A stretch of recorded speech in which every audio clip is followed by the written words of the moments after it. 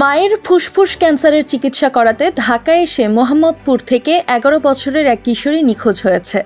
রোববার সন্ধ্যা ৬টার দিকে কৃষি মার্কেট এলাকা থেকে নিখোঁজ হয়েছে সুবা। সোমবার মোহাম্মদপুর থানায় এ বিষয়ে একটি সাধারণ ডায়েরি করেছেন তার বাবা ইমরান রাজীব। জানা যায়, নিখোঁজ কিশোরীর নাম আরাবী ইসলাম সুবা। মায়ের চিকিৎসা করাতে বরিশাল থেকে পরিবারের সঙ্গে ঢাকায় আসেন। সুবা বরিশালের একটি স্কুলের ৬ষ্ঠ শ্রেণীর শিক্ষার্থী। সুবার বাবা ইমরান রাজীবের আবেগঘন পোস্ট সামাজিক যোগাযোগ মাধ্যম ফেসবুকে ভাইরাল হয়েছে। অনেক নেটিজেন তাকে খুঁজে পেতে পরিবারকে সাহায্য করার উদ্দেশ্যে পোস্টটি শেয়ার করেছেন। রোববার দিবাগত রাতে হারানোর বিজ্ঞপ্তি দিয়ে ইমরান রাজীব লিখেন, আমার মেয়ে আরাবী ইসলাম সুবা, বয়স ১১।